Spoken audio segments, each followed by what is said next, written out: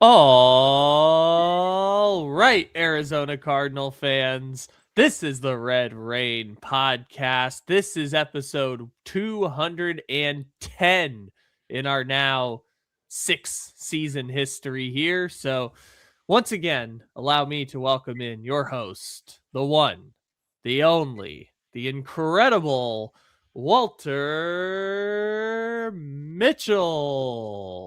Thank you, Gardner Minshew. Kyle Litterock Ledbetter.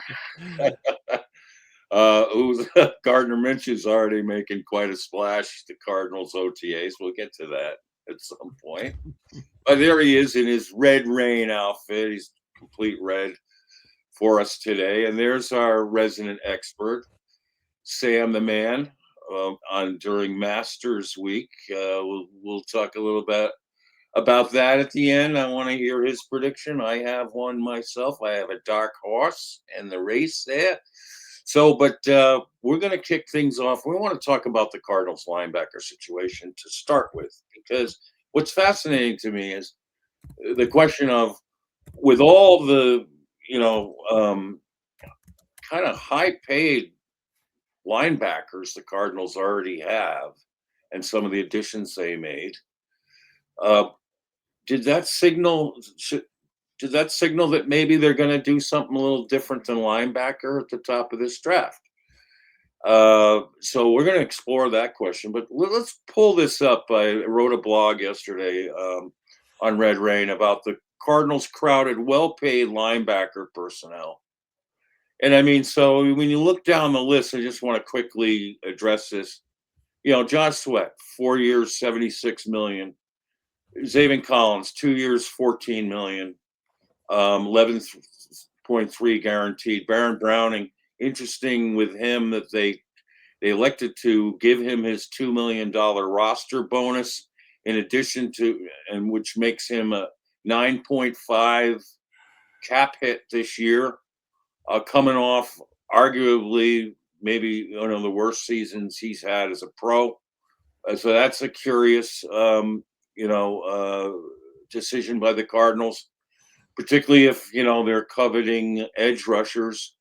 Although Collins and Browning and Ojulari are all in their last year contract years, so and then you have Ojulari, who you hope will take the next step in his contract year, who's been really significantly hurt by injuries, and then Jordan Birch, who's got untapped potential, no doubt about it, but surprisingly struggled as a rookie off the edge.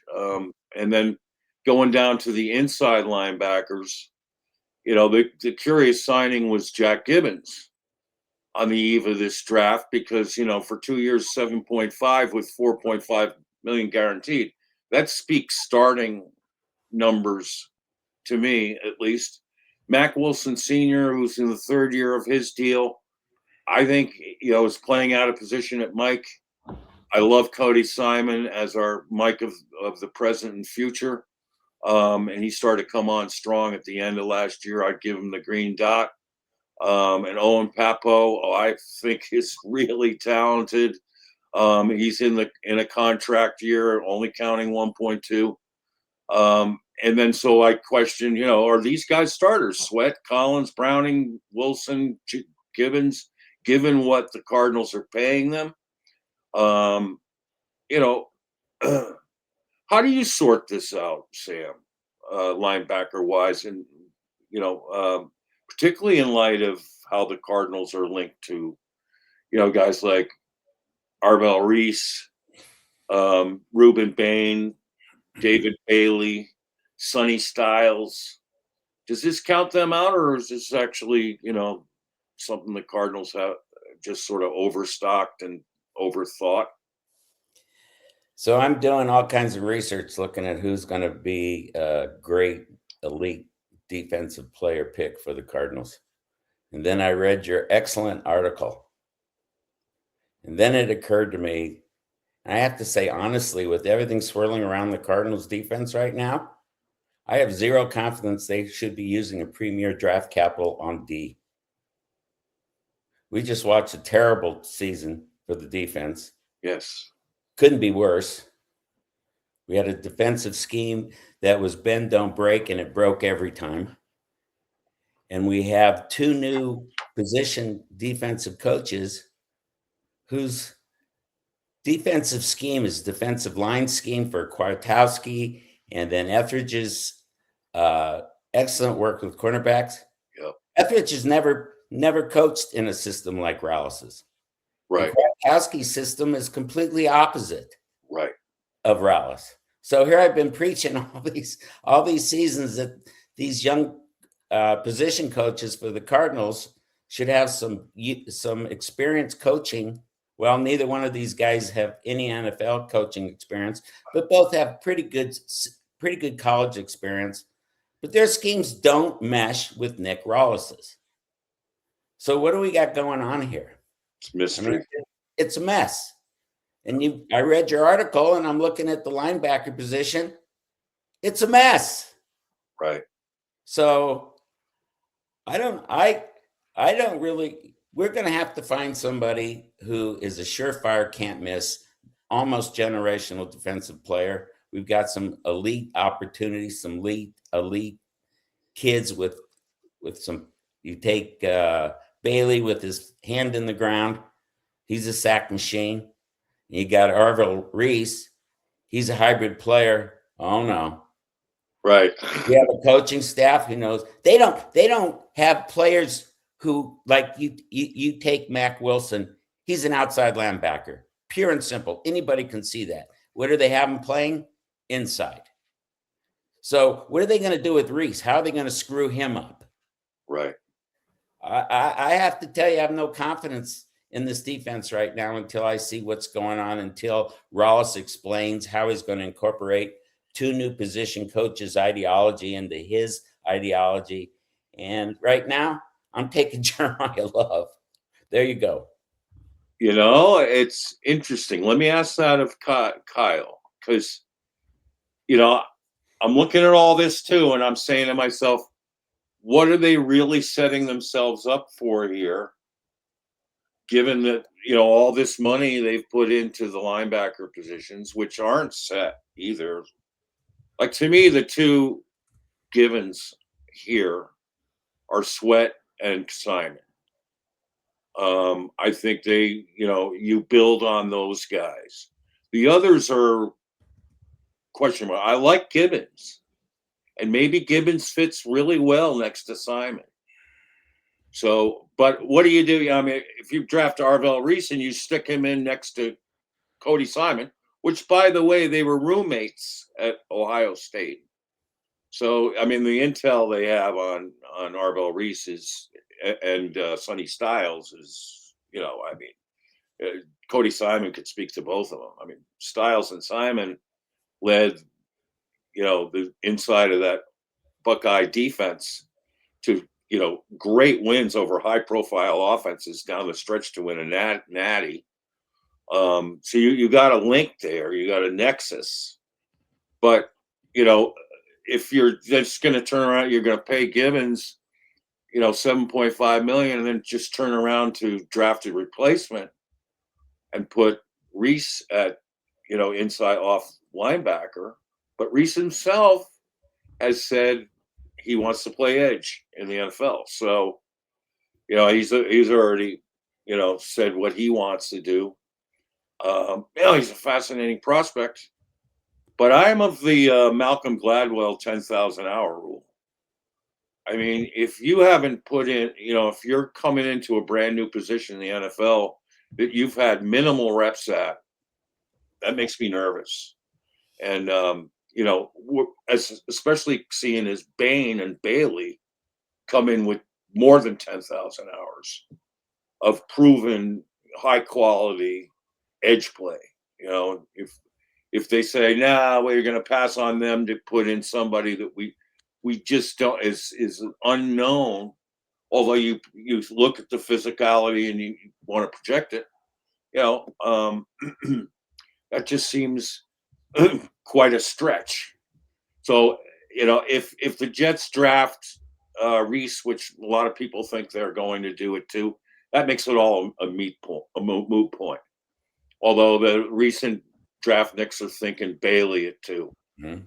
And I don't think Bailey's going to go at 2. I just don't. But anyway, but with Kyle, so my question would be, to you, is it how you make sense?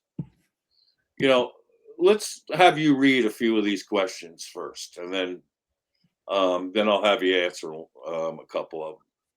Yeah, so the questions you put in here. If Monti Ossenfort, Dave Sears, and the Cardinals college scouting staff are so keenly high on drafting one of the top linebackers, which is Arvell Reese, Ruben Bain, David Bailey, or Sonny Styles, why would they elect to pay Zaven Collins and Baron Browning a combined $15.5 million on this year's salary cap, which was a profound point when I read that in the story yesterday in my head. Mm-hmm.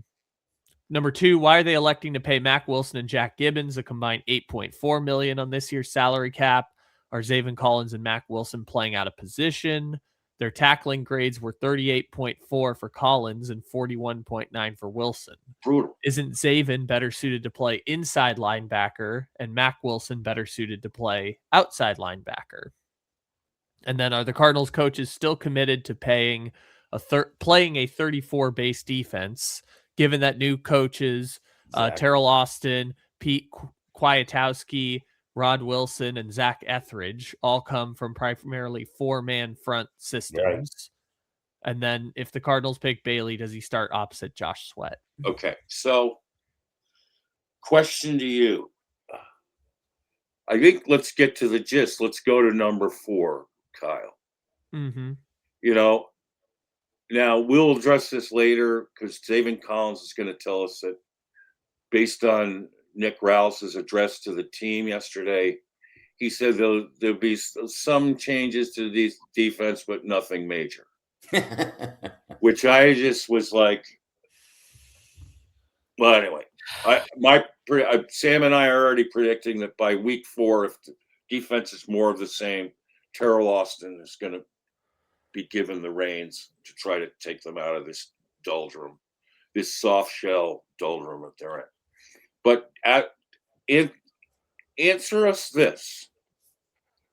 Given these coaches, do you think, how are they going to convert these coaches to Nick Rouse's style of 34 base caution and cushion defense?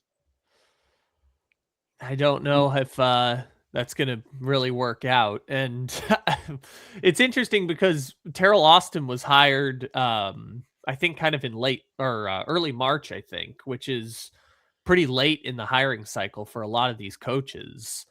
And so my guess is that the Cardinals didn't know that they were going to get Terrell Austin originally, which probably influenced their hiring process when they brought in Nick Rallis. And that already makes it feel like the coaching staff is already misaligned a little bit in terms of, well, they brought back Rallis. He's familiar with the guys, but now they're bringing in all of these assistants, like you've outlined, that run a completely different defensive scheme. You've brought in Terrell Austin as a senior defensive analyst who's got a decade of defensive play calling in the NFL, and most recently was just with the Steelers, who made the playoffs. Their defense underperformed a little bit, but they were just in the playoffs last year. Yep. So you look at that, and it does tell me that, that Terrell Austin's going to have a significant say. That doesn't mean they're going to change from the 34 base defense. I'm sorry. Yeah, with the 34 base defense. Yeah. Doesn't mean they're going to change it tomorrow, but in the long run, the change is coming. And right. Nick Rallis doesn't seem to have the same autonomy, perhaps, that he had. It seems like there are terms and conditions of we need to change this, we need to change this, and we need to change this going into the year. But what's also strange is that their personnel isn't completely built out yet. So maybe once they draft a Bailey or a Bain, who is a traditional edge, and you still have your interior guys like your Roy Lopez, who you just obviously paid a bunch of money to. You have your Walter Nolan, you have your Darius Robinson, your Dante Stills, guys like that. Right. Maybe it does make more sense to go to 4-man fronts because of what your personnel dictates. Good answer. So let's go through 5. I'm going to quickly answer 5 through 6, 7, 8, so we can get to our members' comments. If the Cardinals pick David Bailey, does he start opposite Josh Sweat? Well, maybe you have Collins setting that edge on rushing downs and you bring in Bailey. So I don't even know if Bailey's a starter coming in. Exactly. What do you think, Sam? Situational pass rusher. So you're drafting at number 3 a situational pass rusher year 1. Yep. And you're going to try to develop him as an edge setter in other years. To me, that's a deal breaker. Name 3, you don't do that. As much as I like Bailey, Bailey's got the behind the scenes issues too. Yeah. We don't have to get into all of that. I think he's basically a pretty nice kid, but he's not the alpha leader that Ruben Bain is, and I don't think it's even close. So the similar question is Bain, if he gets, if they tap Bain, would you agree with me that he's an instant starter opposite, because he sets the edge so well and defends his position so well, and he's a better pass rusher than anybody we have other than Sweat? Would you agree that he'd be an instant starter opposite Sweat? That's for me. Yeah. I like Bain. My concern is what the experts say. He's not long enough. But I like Bain. I like Bain a lot. But when you got a defensive line coach who doesn't even speak the same language as your DC, and your DC is the boss. I mean, Rallis comes from the Zimmer tree. It's blitz adverse, quarters coverage. Trust your 4 rushers and keep everything in front of you. That ain't Kwiatkowski's defensive line. No. So, I mean, how do you draft premium defensive talent with the coaching staff where the DC and the DL have fundamentally incompatible philosophies? For me, it's a hard pass. Yeah. I'm looking at the offense. Okay. Because I have to believe our head coach, who's our OC, knows what he wants, has a plan, and there are a couple players there that can really help this offense click. Right. If the Cardinals draft Reese, Kyle, is he an automatic starter on the edge? I feel like the answer to all of these questions is that they should be.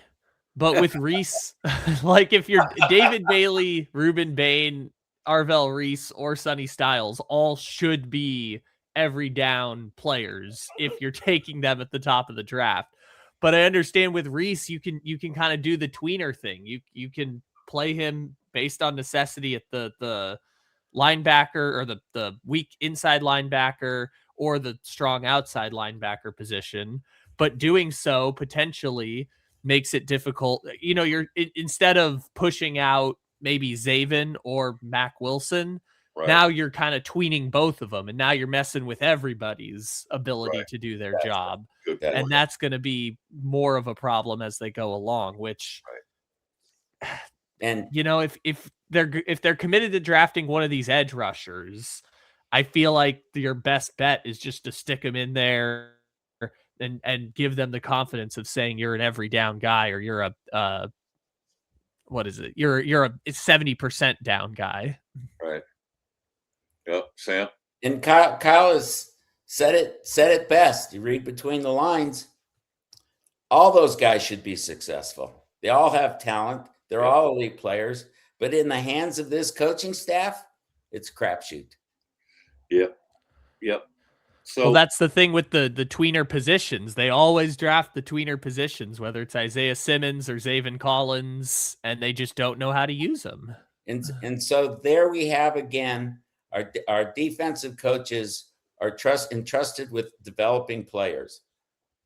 What players have they developed in the last 3 seasons? under the guise of this Right. rookie defensive coordinator who only knows one scheme, Mike Zimmer's scheme. And again, they just make a mess of everything by bringing in position coaches that speak a different language. Yeah. So, you know, there's a lot of misses and only a few successes. I mean, you could point to the Rabbit, or you could, you could point to a few guys, Mac Wilson coming in and having good numbers, but there's not a lot of young developmental projects that have worked out. Yeah, and the one player here who's actually probably the most ready plug-and-play NFL player is Sonny Styles, especially if you're going to double down on zone coverages, because he is fantastic. I mean, we haven't had a linebacker who's held up in coverage since Ralston Gannon arrived, and it could be more of the same if they keep with Mac Wilson at Mike, who tries like hell, but he can't cover people man to man in space, and you need guys who can do that. Plus, Styles is a lights out zone defender. He knows all the tricks, and at his length and athleticism, 4.3 speed. I mean, he is, but the curious thing is, they didn't meet with him at the combine, and they haven't had him in for a 30. 30, right. So, and he's the most, I mean, if you were going to say safest pick of them all, and the best athlete of them all, he's got both. That's the guy you'd want to take as Cardinals. And then I don't know what you do with Gibbons, the split time with him. I don't know. I don't care about that because, Styles would be a huge upgrade from what they have. And the thought of Simon and Styles together again, performing as they did in tandem, as well as an inside linebacker unit, two inside linebackers have played in the college football playoffs that I've ever seen. I mean, the clamps they put on Notre Dame in the championship game. I mean, they just, by the end of the first quarter, they relegated Notre Dame to just trying to pass the ball all the time. They took away the running game. Both, and Simon got a defensive MVP in that game. He was all over them. They held down Jay Love to nothing, less than 10 yards, both on passing and rushing, and did a great job on Price, too. Basically, they relegated Notre Dame to trying to pass the football, which was not their strength. So, I mean, the Styles pick would make a lot of sense, but here it is. You just so you know if they're interested, and why would they sign Gibbons if they're in love with Styles? I just don't get that. So, but in 9, did Monti, Dave, and Froholdt believe they've done enough to foster and secure the team's depth at edge rusher, even though the defense was number 30 in sacks with a mere 30? I mean, it appears they might. Why do you give Browning 9.5 this year? I mean, and you're just hoping and praying that finally it clicks. And then with Mac, Zaven, Browning, Ojulari, and Papone last year, their respective deals, would Monti consider trading any of them? I think the one with the most trade value would be Zaven Collins. And some team might go, we love him where he really belongs in the middle. Let's grab him. I don't think Browning's attractive because of the contract. Right. No one's going to pay him what the Cardinals are, as unproven as he is. Mac Wilson won't be traded because of the contract. I mean, and he's not a Mike. And the rest of the league knows what the Cardinals don't. But he is a valuable sort of, he's like the knight on the chessboard. You can put him off to the side, and he makes really big plays. But in the middle, he's not going to be the queen of the chessboard who can get to every spot. And he's got a great heart, and he's a excellent leader. So let's scroll down. Kyle, will you read? I'm going to show you which comments we want to read. Red Runs. Let's start with his, and we'll have Sam respond to Red Run. Sam and Red Run are pretty tight. So Red Run commented, I've always felt when Gannon and Rallis moved Zaven to the edge, we were making same mistakes, playing a player out of his natural and collegiate position. It would make more sense to move him back to inside linebacker, but I doubt Rallis would admit to making a mistake. The only excuse for keeping Collins on the edge is to help set the edge. If we draft Bain, there's no longer a reason to do this with Collins. Erase the mistake of 3 years. Collins may also be a trade candidate, but I doubt we would get more than a 4th-round pick for him. Conclusion, I fully expect Collins will retain his edge starting position. It is the Cardinal way. Ojulari having 2 knee injuries is pretty much lost on the roster. His best trait was a speed rush. Is that lost with his injuries? At best, I see him at best a rotational piece, a far cry from his draft position. Would anyone trade anything of value? Likely not. He might be a camp cut or, like a swapping 7th-round picks or something like that. Browning was brought in to help pass rush. Last year was disappointing season for him. Will he be traded? I believe we re-signed him in the offseason, so a trade is unlikely at this point. Might have been a mistake to re-sign him, especially if we go Bain or Bailey. Jordan Birch is developing. He has shown some good and bad tape.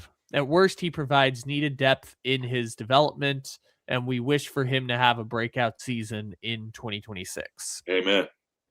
I'm not certain Mac Wilson would fare any better at outside linebacker or edge. In my mind, he may be a trade candidate if Cardinals draft Bain and move Collins back to the inside linebacker position. In his opinion, the Cardinals should stay at number 3 and draft Bain, making him start opposite Josh Sweat. If the Jets should take Bain with the number 2 pick, you can still take Styles.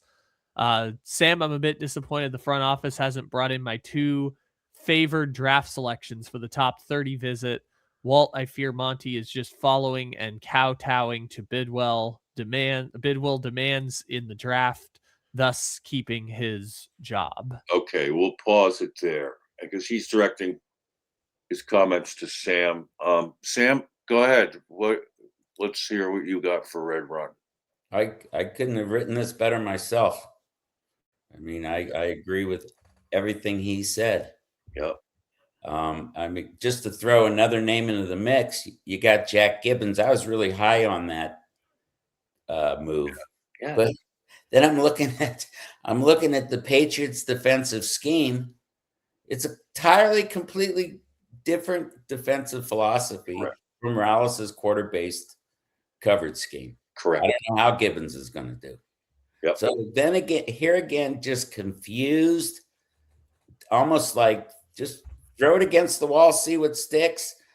Throw the dart in the dartboard approach to building a defense with a defensive coach who doesn't know what the hell he's doing.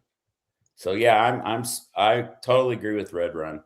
I think what he said was perfect in describing and responding to your article, Walt. It just completely confused, jumbled, with no plan, no cohesion defense.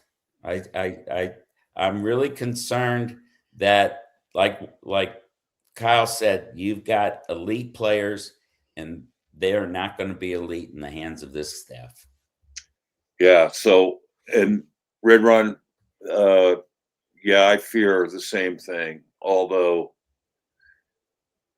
and I think if Michael Bidwell is making the pick at 3, there's no doubt in my mind it's the running back from Notre Dame. No, I agree. No doubt in my mind, because that would create the biggest buzz. He has never gotten over not drafting Adrian Peterson. I know that for a fact. Yep. And you know what? I'll celebrate that pick. Me too. I mean, he does so much for an offense, and he's a star in the making, and it's would be pretty hard to screw that kid up. Yeah. So, and I like that he's in, LaFleur's hands. So, you're giving LaFleur a plum to start off with. That makes sense to me. As much as I love these defenders and am worried about this defense. And I'm almost at the point now where I'm conceding that within a year's time, we're going to have a whole different system and a whole different coach. So let's, and I hate doing that. I want this defense to man up this year, literally. Play people, come out of the gates. But I'm worried about our sack totals, and I think we need a better pass rush. But so yeah, Red Run. I think that you're onto something there, because I think just as was the case with Marvin Harrison Jr. Although I think that Jay Love is a can't miss. I mean, the tape's too. There's so many greats, and you can play him like McCaffrey. He's great in the slot.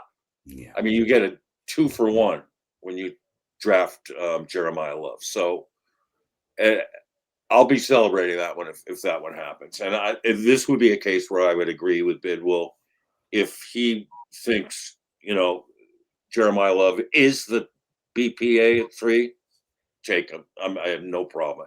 In fact, I don't have any problem with that. The problem they had with Marvin Harrison is he was not the best player available at 3. And they didn't do enough homework on him. They just, got the fans all whipped up and everything. And unfortunately, Jared versus Marvin Harrison Jr., Brock Bowers versus Marvin Harrison Jr., Joe Alt versus Marvin Harrison Jr., all these options that we're still looking at draft-wise were there at our fingertips. Don't get me wrong, Marvin Harrison Jr. is still going to be a fantastic pro. But I think he was overrated coming out. And I had said so at the time, and I just had the tape to prove it. But, and now we hope for the best. This big breakout year for him. And he'll vindicate, and validate the pick. So let's go down the road here, down the line, and let's read flashes. All right, let me zoom in a little bit. Flash 87.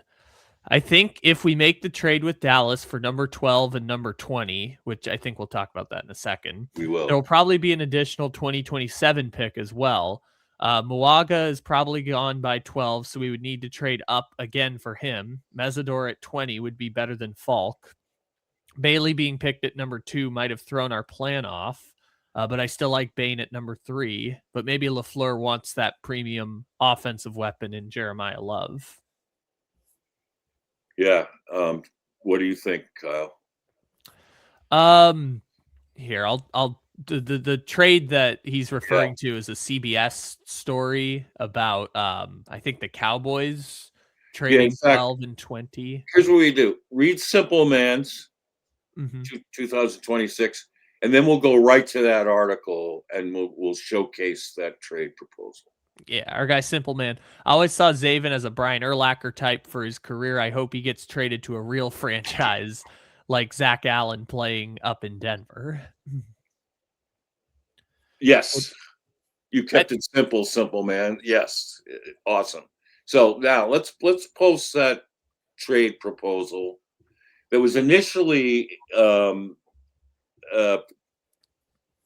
leaked out by Todd McShay. So let's go up to the top of that. Who is this pundit? JP Acosta. JP Acosta, right, of CBS Sports. Okay.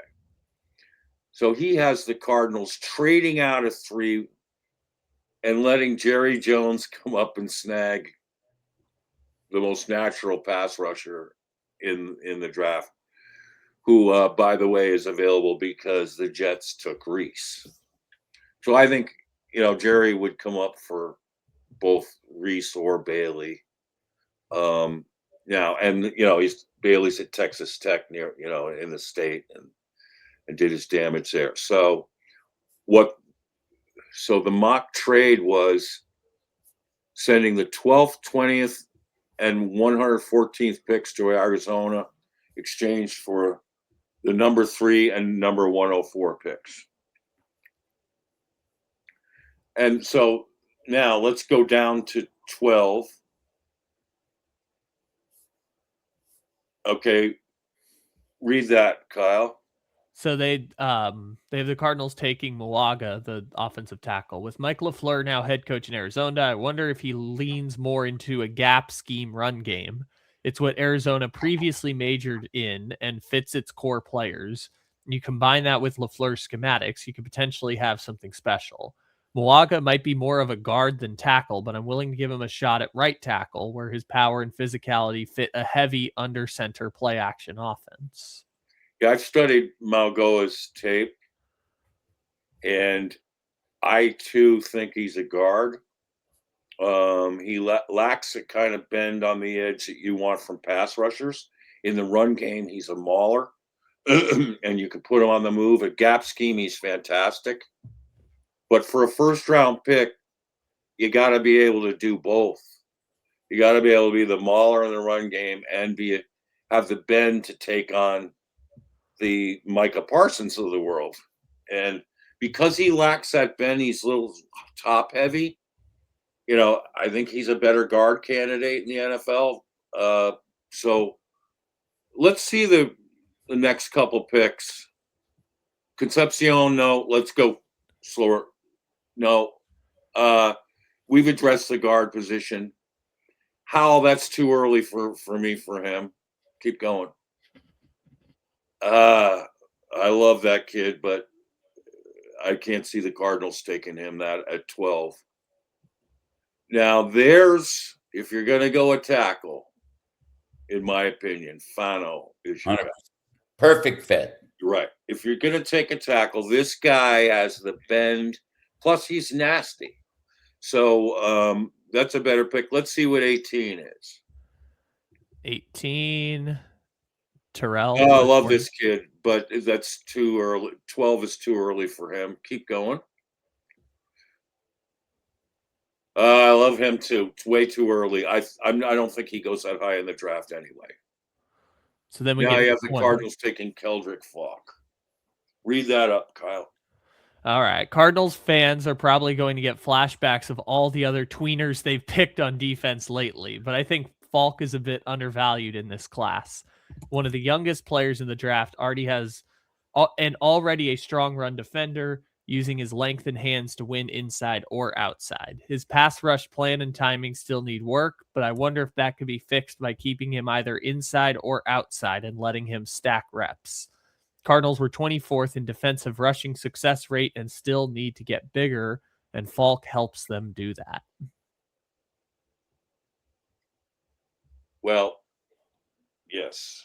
The interesting connection with Falk is that Zach Etheridge was at Auburn when Falk arrived.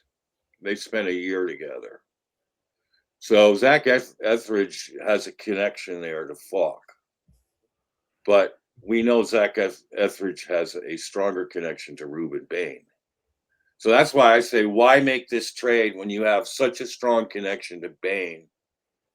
And then you're going to try to settle for Falk, who, by the way, unfortunately, only had an 11% pass rush win rate. That's not good, gang. I mean, Bain's was 20, close to 20. And Bain had 78 pressures. I mean, he was close left and right. And of course, Bailey is the same thing. He had like the highest at 20, close to 22% win rate. And then he had a bunch of, he had 14 and a half sacks leading the way. So to me, this reminds me of trading down away from Will Anderson and then picking up another edge guy who's just not nearly in the mode as a pass rusher. Now, as a complete player, Fluck is 20. I like, I'm thinking he could develop into, a really good player, but I don't think he steps in and even starts on our team as a rookie. No. So this trade, I agree with Flash. I don't see the value of this trade at all. The other thing was switching the 104 pick for the 114. 104 is huge because it's the third pick in the fourth round when you've had all night to figure out who the steals are. I wouldn't want to trade that back as in this draft either. So I'm not a fan of the trade. Let's go now to the blog we had at Red Rain this week about Monti's draft trades. See, here's my feeling about trades. It's like the Cardinals defense. Always first step back. How about steps forward? How about stepping up? And, it's just like kicking the can down the freaking road every time. You're passing on really good star players. Now, we lack stars, particularly on defense. On offense, you could say, a healthy James Conner is a star. Algier is a star.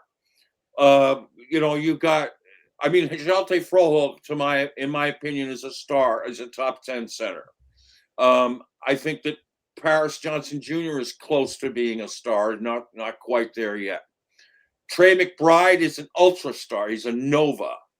Michael Wilson's developing into a star. We've got star power there on the offense. Plus, we got Isaac Seumalo, who's one of the premier guards in the NFL. Star. We got stars. Who do we have on the other side of the ball? We have Josh Sweat. And if it was Buddha from last year, that was no star. They've basically eviscerated Buddha Baker in this defense, along with everybody else practically. Who other than them are stars? You had Calais Campbell, but he's gone. We need stars. Look at our division. Look at the stars on the Rams defense. They got like 6 of them. Unbelievable. And then look at the stars on the Seahawks defense. They have like 5 of them. Look at the stars on the 49ers defense. Warner, Bosa. You got a bunch of stars there as well that, that we have to compete with. So we got work to do on defense to add star power, and we got a great opportunity at number 3. But let's look at these drafters. So, Kyle, let's lay to rest this whole. Well, the Cards, broke even in 23. Timeout. They got crushed in 23. Kyle will read the reasons why now.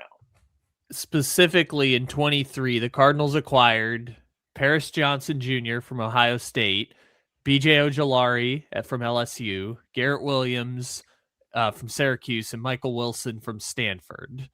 These were all picks that, they got via trades.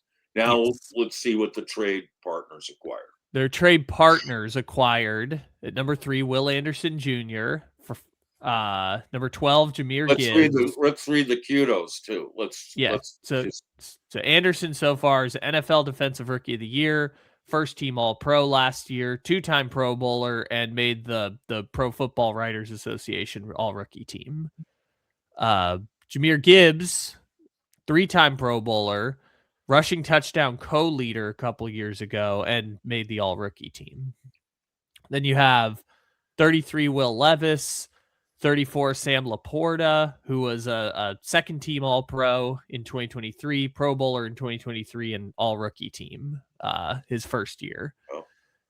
Then you have 35 Atlanta Rook Orhorthro. I want to say. Yep. 66 Sidney Brown from Illinois, who won the Super Bowl last year. 105 Keely Ringo, who also won the Super Bowl with the Eagles. Yeah. That was from the right. the Monti tampering trade, I believe. All right. So tell me how that's even remotely close to saying it was a wash. I mean, yeah. Here's where the mistake was. This not only missing out on, electing to pass on Will Anderson Jr. I don't think there was given not needing a quarterback, I don't think there was a defensive coach on planet Earth who would have ever allowed that to happen, except Nick Rouse, who wanted to kowtow to Kyler Murray. Just disgusting to me. And all that. I mean, right off the gate, I thought we were, I said it should set us back 2 or 3 years, and it did. Because it's just obvious of how it would. But, but the mistake was, once you did it, now using all that draft capital to trade back up. And the guys that you gave up for those picks turn out to be Pro Bowlers, as well as, Will Anderson, who's all world, all universe now. So it just, it defeated the whole purpose. And people say, well, you wouldn't be able to get Paris Johnson at 12. Wrong. Go back and look at the mocks. Paris was going in the mid-teens on most of them. And there were other guys at 12. There was Jahmyr Gibbs at 12. I mean, not that, if you make that pick, wow, what a difference our offense looks with him in it. So anyway, let's go to the next year. All right. So in 2024, Arizona acquired at number 27, Darius Robinson from Missouri, 43, Max Melton, 82, Tip Ryman, 90, Elijah Jones, and 191, Tejon Palmer. And then their trade partners received number 78, Caleb Bullock, who is a Pro Bowler last year, made the all-rookie team. Matthew Goncalves at number 79. And then 174 was Jamari Thrash. Okay, keep going. 2025. 25, Arizona acquired Denzel Burke and Hayden Connor, and their trade partners acquired Shamar James. That's the Cowboys. So in total, you have the Cardinals acquisition starting 143 games, making 0 Pro Bowls, 0 All-Pros, and 0 All-Rookie teams, while their trade partners, their starters, their acquisitions have made 196 combined starts, 7 Pro Bowls, 2 All-Pro teams, and 4 All-Rookie teams. Conclusion, Sam? Yeah. I've been waiting all day to throw that at you. You just read all that. Conclusion? Yeah, I don't have any confidence that Monti's going to improve this team that needs blue chip, immediate talent with the trade. Unless somebody like Hungry Dallas gives us a massive overpay, I'm talking like a minimum of 2 first-rounders and a mid-round pick, Cardinals should stick and pick. Then again, Monti stuck and picked Marvin Harrison Jr., and he has yet to solidify his status as the top pick in the draft. Again, another kid that we have not developed and has not, the best thing that ever happened to Monti, given his history, is Mike Wilson. Yes. I mean, even Garrett is being played in the wrong spot. Right. So here you go again. They draft guys, they bring in guys, they bring in Wilkinson as an offensive tackle who has none of the skill set to play right tackle for LaFleur's scheme. They bring in Gibbons, who hasn't played Rollis's quarters. They hire coaches that don't fit the overall scheme of a failed defensive coordinator who they shouldn't have kept. So yeah, I just got to see it. I got to see it because right now on paper, this team's a blanket mess, just a blanket mess going into another season. And what a shame, because we're in a situation where next year is going to be a pivotal year for our quarterback, and we need to set the table for whoever that is. And this is Jacoby's year to start as a starter, and I want to see him play behind a decent defense who can at least keep him in the game. And I'm rooting for him. And right now I don't have a lot of confidence in Monti. To answer your question, I don't want to see Monti make a trade because I don't think Monti knows what the hell he's doing. And I'm looking at a picture of Darius Robinson to solidify it. Yeah. Yeah. I think it's the obvious conclusion is trading down, you're not any good at it. Right. And especially because the value of trading down is acquiring extra picks. But what kind of value are the Cardinals getting in these extra picks? When the coaches aren't even playing a lot of these guys, or not developing them well. Better to take a star in hand than two in the bush. And the Cardinals are in a position to draft a star at pick number 3. The stars are aligned there. There's quite a few of them. I don't want to hear this BS. It's a down year for stars. It's not. No. Right. They're there. At pick 3, they're going to have the third chance at a star, in this draft, to draft a star. I'll tell you this. There's a guy who's a star ready to happen in Mansour Delane, cornerback. I watched this tape in utter awe. This guy is white on rice covering people. We don't have a guy on the roster like that yet. I mean, and, he's top 10 in a lot of people's mocks, and for dang good reason. And on tape, it doesn't look like he's a Blazer because he's running stride for stride with every receiver he covers. But his pro day, he just ran a 4.3. Yeah. I mean, oh my God. But the reason why you don't see him running 4.3 a lot is that he didn't want to overrun the receiver he was covering. I mean, this guy is really special. So even if you drafted him at 3, I'd be elated because that's something we don't have and we need. And so, if they can think outside the box that way too, whatever they do, it's got to be smart, but you got to grab a star there. You really do. Trading down, do we need more picks? He's drafted 28 players in 3 years. Do we really need more picks? We need quality this time over quantity. And if there is a place to trade down in this draft, it's probably at 2 again. But then again, when we trade down from 2, who do we pass up on? Guys like Cooper DeJean, Kwame Lassiter, to end up with Max Melton. It makes you look like a fool. Even though I think Max Melton, if Belichick drafted him, he'd be a totally different player. I mean, he's got talent, but he hasn't been fitting in this system.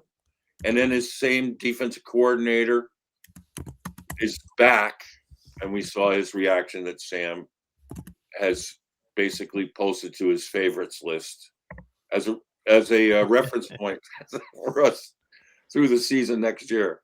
We're going to be listening. We should just have that Max Melton video ready. Just anytime something happens. We have to have it on auto dial. Yeah. So let's go to the interesting press conferences we saw yesterday, and wrap it up with that. I want to get your reactions to what you heard from Zaven Collins. All right, this first one. Go ahead. Yeah, this is Zaven Collins, as we mentioned before.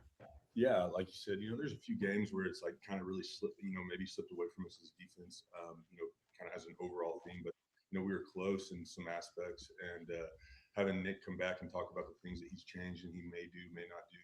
It's still kind of an early process, but he's pretty clear and cut on what he wants to keep in the game plans and what he wants to change. And we literally just got out of that meeting. So he stood up there for a long time, and he was very passionate about how he feels, like, especially with how the season went last year and what he wants moving forward. All right, so he's talking about the meeting that Nick Rouse had with the guys yesterday, and the summary coming out of there was that Rouse was very passionate. Good, but then his other message was, Collins summarized it as, well, basically, we're not going to change too much. It's, and that part of it really, hurt and disillusioned me. I was hoping Collins would say, we're going to take a whole new look at this thing. He said he didn't.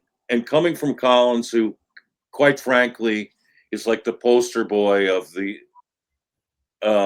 misused potential NFL star. This guy should be a star in the NFL.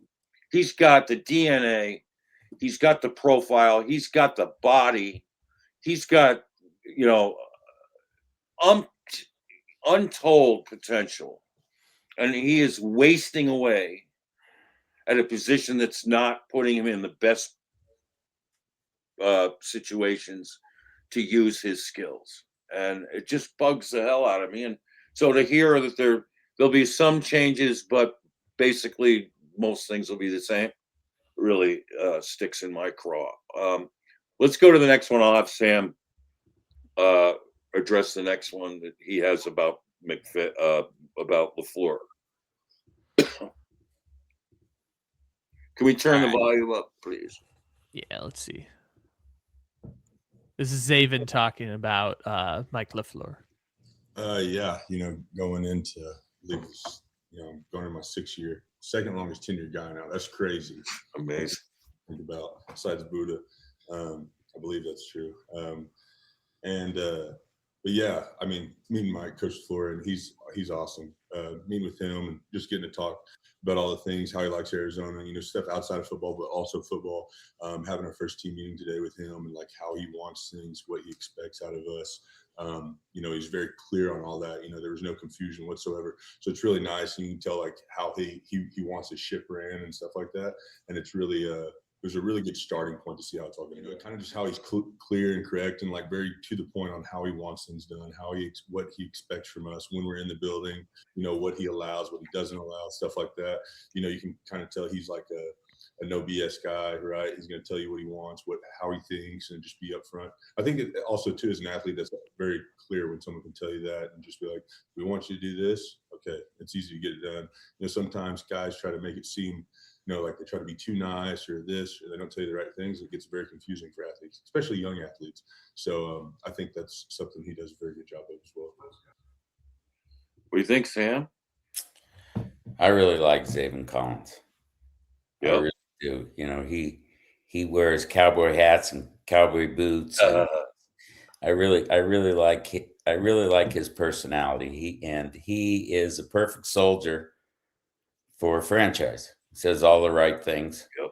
And yet he embodies the confusion we've talked about all morning. Right. He's a kid who should be excelling in a different position. He's pigeonholed in the wrong one. And it's affected his production, his value in his career. Right. Yet he's a solid citizen for this franchise. He says all the things the franchise wants the fan base to hear. Yeah. By the way, word was from the facility that the players were cheering LaFleur repeatedly. That there was great excitement in the building when LaFleur was talking to the team, and there was energy, and so that's all very encouraging. And I was really happy to hear that. So now let's go to Hjalte, Froholdt, and Kyle. he's going to talk about Jacoby, and we were going to hand that over to you to respond. What's your reaction to this? Let's hear it. I mean, I've played with Jacoby in the past too. You know, he's a veteran. He knows his shit. He stands in the pocket. He takes a hit. He plays for the boys. So I think like that's something that, you know, you got to tip your hat for him. And you know, he's not just another backup. You know, I think Jacoby has proven that he's a really good quarterback in this league and he can get the job done. So I'm excited to see what he's going to do this year. Well, seems to be reiterating a lot of what we felt the messaging was that the locker room wanted Jacoby back, that they see him as a starting quarterback for this team, and like Sam's been bringing up, he took the job from Kyler Murray last year and he ran with it, and he's going to be the starting quarterback next year. And I'm trying to remember, I think they played together in Cleveland maybe briefly for a little bit. They did. Yep. And so that makes sense too, that you know, Fro kind of has that working relationship with Jacoby more than some of those guys on offense, and knows his work, and also having a center and quarterback in tandem with each other is usually a good thing. Yeah, the key of all that he said that really hit home with me is he plays for the boys. Yeah. He plays for the boys. I mean, that's how far we've come at the quarterback position, right? Yeah. Sam, can you expound on that? I love that. He replaced a quarterback who played for himself in his own small, self-absorbed, entitled mind. And here you got a guy who stands in the pocket. He's going to make Fro, who's been excellent, but he's going to make that whole offensive line play better because they'll know where he is, and he's got the toughness that other guy just never displayed. Right. So I think this whole team is in on Jacoby. The fan base should be in on Jacoby. The wide receiver core is certainly in on Jacoby. Yeah. And you know, they get him a Jeremiah Love. And you got Algiers, and you've got a Bijan Robinson Algiers 1-2 punch like Atlanta had last year. That carried Atlanta pretty far with a tough and ever-changing situation at quarterback. So that'd be a big help to Jacoby, and I think it would be really solid improvement for the offense, anticipating a huge change at quarterback next year. I think maybe the biggest and most positive thing the players saw when they walked into the building this early OTA season is a change of the training staff. And I think that's huge. Right. Because whatever they were doing, whatever they weren't doing, right. I mean, they elevated a guy who was there, but he's already changed a lot of the adjusted a lot of the preseason workouts and new training sessions to improve durability. And I think that is a huge, huge bolster for these players who are all beat up, and most of them with lower leg injuries last year. So I think that probably, as far as the players are concerned, that might be the most positive. Even from a change in the head coach, I think that'd be the most positive thing the players could receive and see replacing the old staff. So I think that's solid. And they brought in some new hires with some new reconditioning focus, and I think that's important. These players need to improve their play. They need to stay healthy. They need to be developed. And if these kids are not healthy, and this is largely LaFleur's doing. This is LaFleur came in and recognized, looking at the injuries and looking at the staff and looking how they worked out and working with Shanahan, working with McVay. He saw a need for this. It'll be interesting to see if LaFleur plays these guys in preseason, or if he goes to the McVay policy of not playing starters or anticipated starters in preseason versus Shanahan playing the hell out of everybody. So it'll be interesting to see which way he goes. Yeah, and we got that Hall of Fame game to kick Yep. things off, which is Yeah. an added bonus if you're going to look at players, and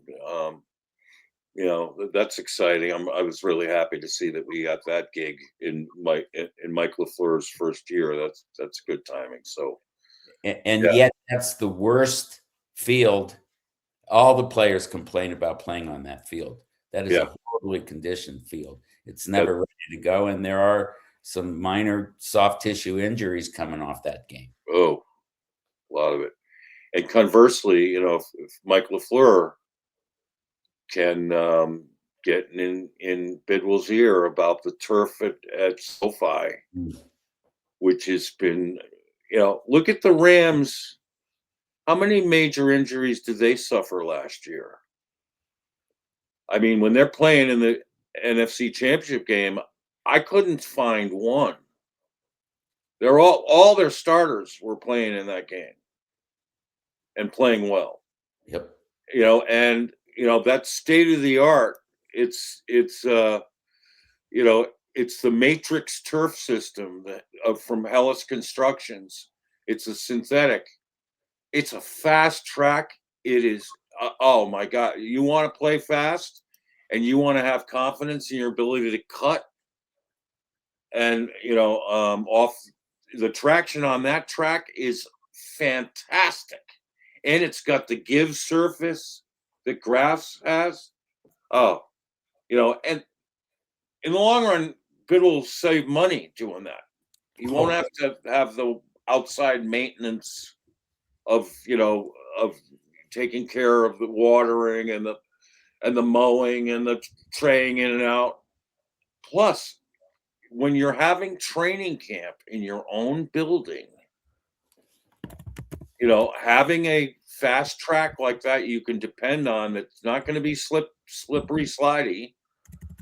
It's going to cut down on injuries. I guarantee it. So hopefully, good stat here. Yeah, so here's the NFL's most and least injured teams of 2025. This is from RotoWire.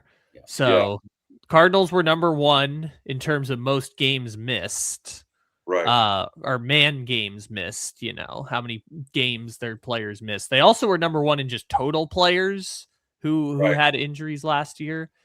If we go all the way to the bottom, you'll find the Rams, 7 players that had injuries last year, only 88 games missed, which is ahead of second best in the league. Only the Raiders somehow had fewer games. So like the Raiders were healthy and the worst team in the NFL somehow. Yep. But of the contending teams, the Rams were the healthiest team in the league last year.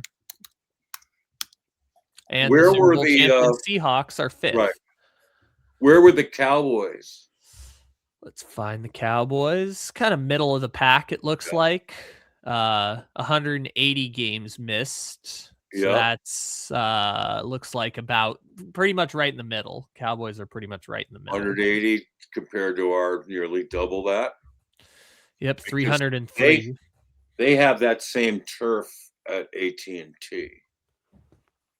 So yeah, interesting.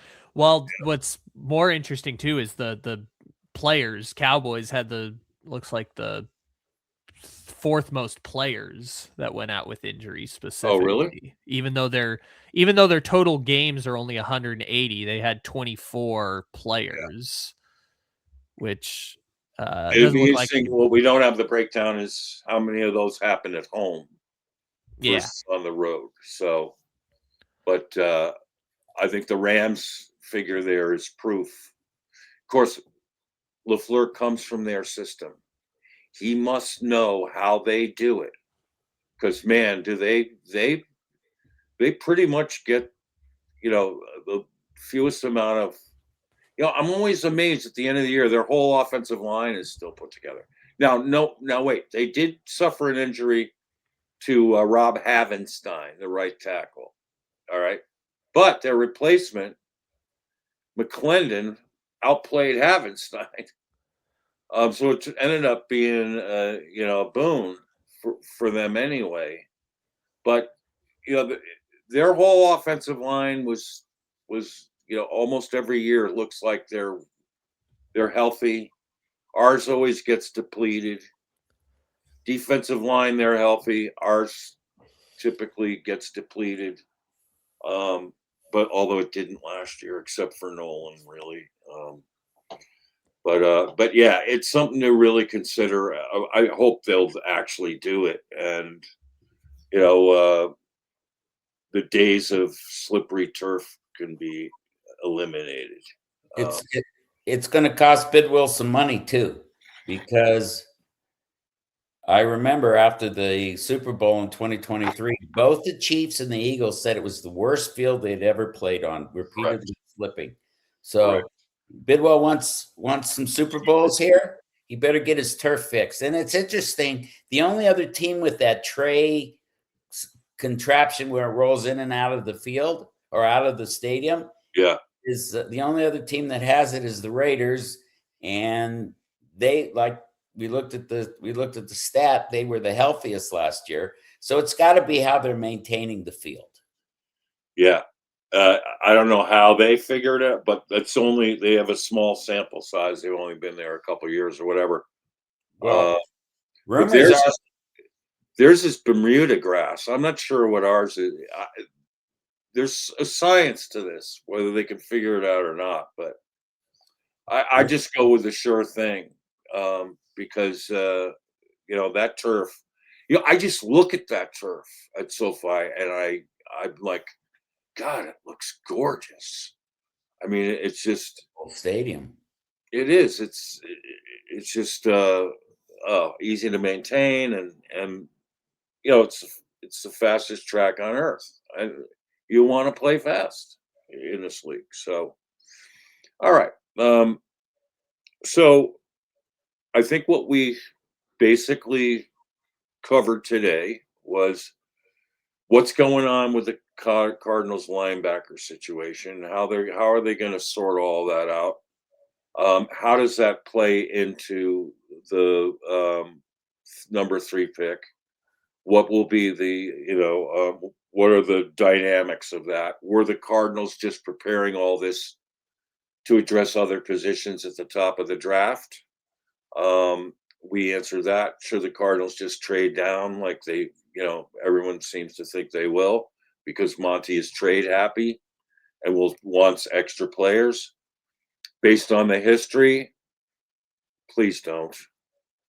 Stick and pick a star. I don't care what position it is. We need to add to the star power. Let's pick someone who can make an all-rookie team. Who hasn't? No one. Oh, actually, Will Johnson.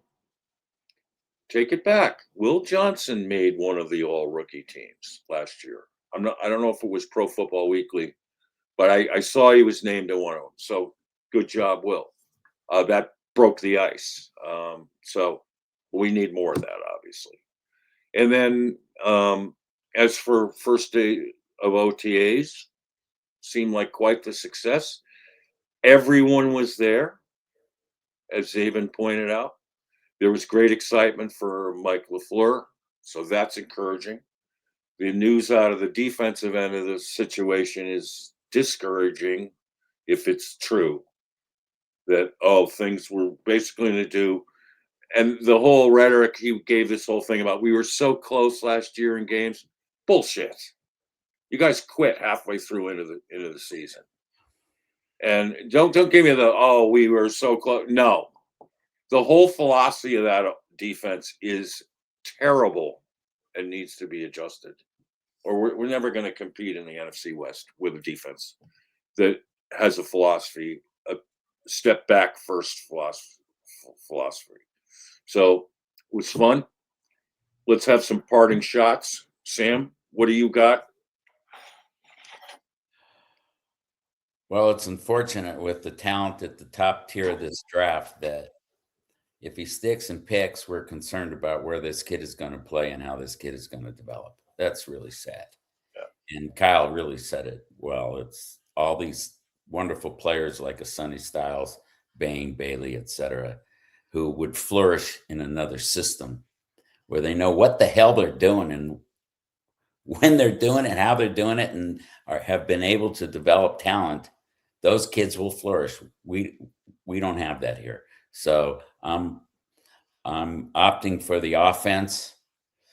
If I said it yesterday, if somehow they do trade down and Spencer Fano, even though I don't know who the other players are, Spencer Fano is part of that, I can live with that. I can live with Jeremiah Love being the number 3 pick. He's the consensus top player in the draft. He's the one guy who's a can't miss guy. I don't see how LaFleur doesn't take advantage of that, and he'll be ready to go for next year when we are in the position of drafting again in the top 3 or 4 for a quarterback for our future. And that's my parting shot. It's a shame, Max Melton is my favorite player. I'll say it again, and he said it best. And I know Zaven Collins in front of the microphone, in front of the camera, is thinking the same thing Max Melton's thinking. Yeah, what's interesting was he was asked, so how would you summarize the tenor of that meeting with Rallis? He said, I'll just leave that alone. Oh, Zaven, yeah. Oh, I love that. There you go. I tweeted out to Tyler Drake. I'm like, because he reported that. I was like, Tyler, how do you interpret Zaven's remark? He didn't get back to me yet, but I thought you could look at that 2 different ways. You could say that, oh, well, it was great that he was so pissed off. Or you could just look at it as like, nothing's changing. We're screwed again, And if LaFleur has any connection to these young players, having been in the locker rooms he's been in, he noticed it. He can recognize the response Rallis and lack of respect those players have in Nick Rallis. Right.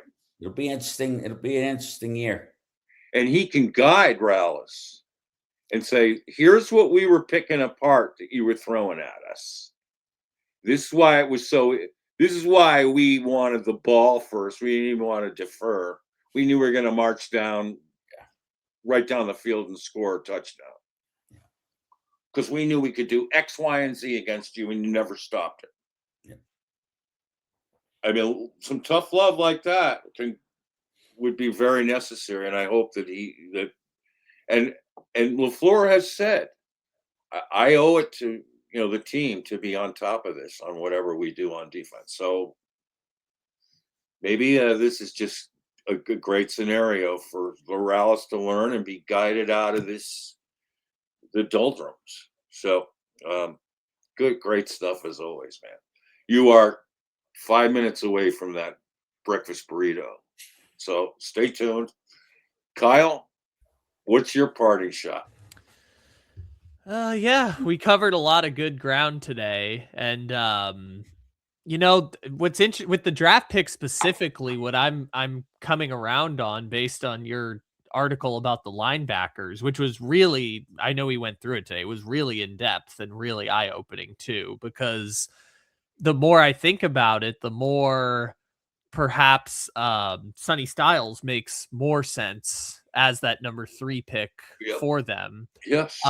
Because at this point with Zaven, with 1 year left on his deal, with Rallis competing for his job and the seemingly different defensive philosophies coming in, at this point, if you try to move him back to linebacker, I don't know, inside linebacker instead of outside linebacker. Again, he's going to have to pick it up pretty quickly because Zaven's playing for a contract this year, whether it's with the Cardinals or somebody else. Yep.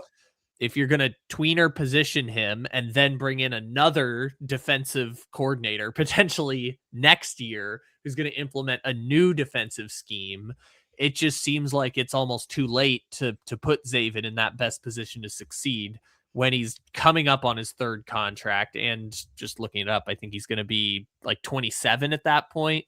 So it seems like too little too late at that point.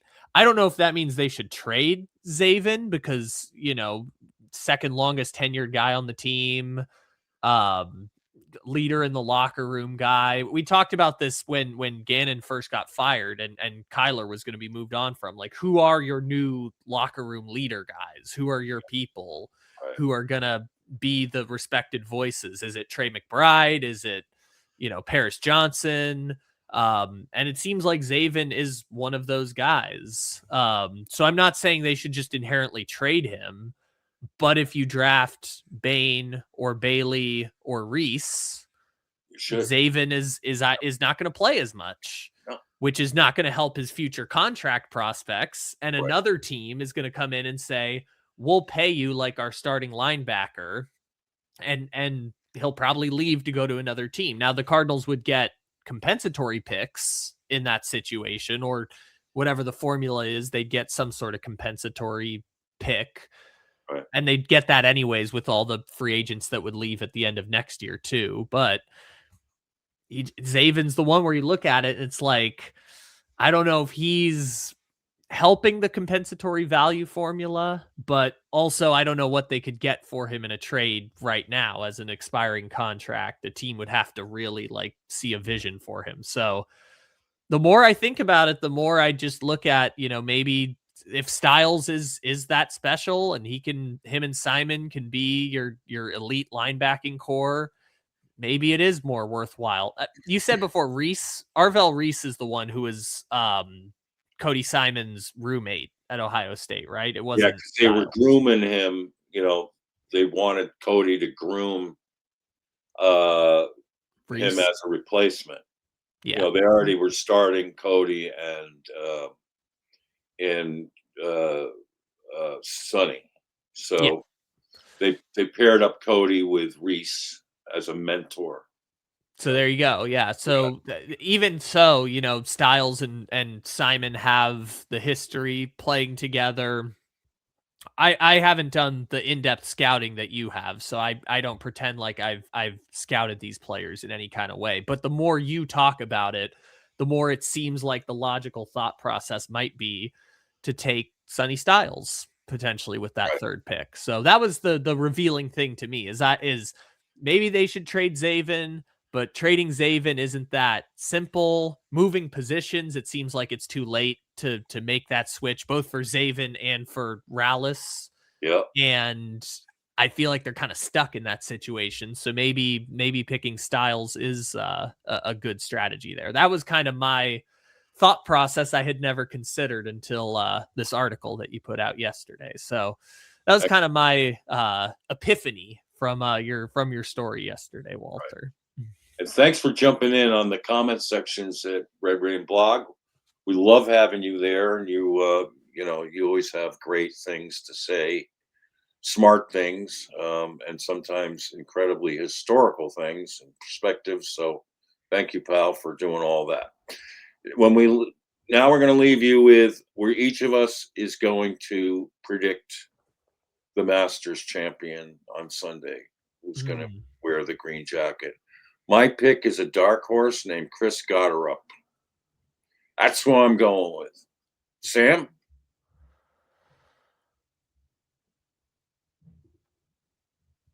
Mute.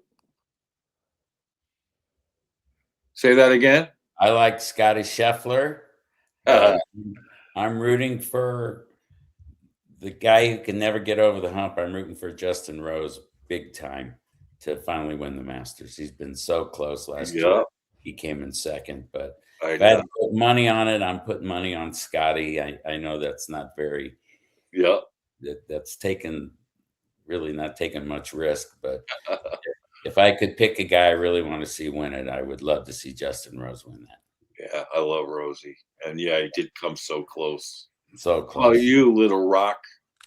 Well, my guy is always going to be San Diego State's own Xander Schauffele. Oh, of course. Yes. Always going to root for Xander Schauffele. But if I had to make a pick, my dark horse would be is it Ludwig Aberg? Oberg? Yes. He's been knocking on the door a couple times recently, so maybe this is his time to finally get his first major. Yeah. And he has. He's been off to a good start this year. Hasn't been he hasn't been a day 4 closer. He's had leads after 3 rounds, but has had disappointing day 4s. If he can get over that, he's got a shot. Great calls, guys, and we'll resume this next week and get back after some draft thoughts. I want to get a little deeper into the draft picture about where it looks to me like, certain players could be great fits for the Cardinals up and down from picks 1 through 7. So we're going to do more of that stuff, and we'll learn more during OTAs about what's going on in that building and the kind of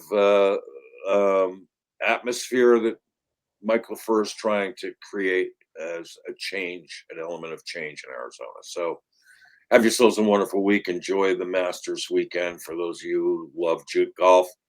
And until next time, Red Rain.